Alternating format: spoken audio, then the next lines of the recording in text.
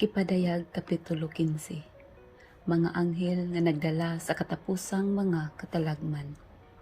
Unya, nakita ko ang laing dako ug kahibulungang talan-awon didto sa langit. Nakita ko ang 7 ka anghel nga nagdalag 7 ka katalagman. Kini ang katapusang mga katalagman kay katapusan man kining pagpakita sa kapungot sa Dios. Og nakita ko ang sama sa bildong dagat nga may sagol nga kalayo.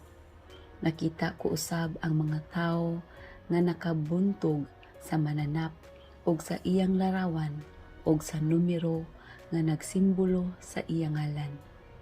Nagbarog sila sa daplin sa bildong dagat og nagdalag mga alpa nga hinatag sa Dios.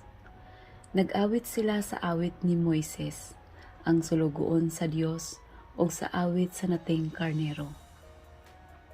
Ginoong Dios nga labing gamhanan, pagka kahibulungan sa imong mga buhat.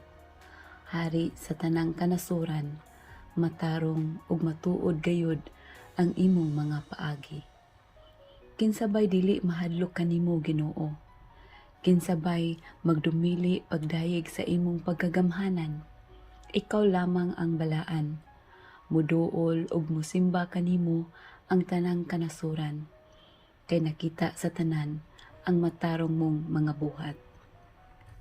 Human niini, nakita ko nga naabli ang templo didto sa langit ug ang templo nga puy-anan sa Dios diha niini. Ug migula sa templo ang 7 ka anghel nga nagdala sa 7 ka katalagman. Nagbisti sila puting lino og gibandahan og bulawan ang ilang dughan.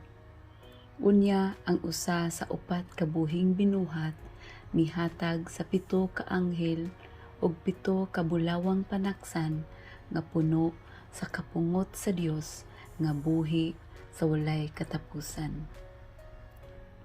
Ang templo na puno sa aso nga gikan sa himaya o gahom sa Dios, og walay makasulod sa templo, hangtod nga matapos ang 7 ka katalagman nga gidala sa 7 ka anghel.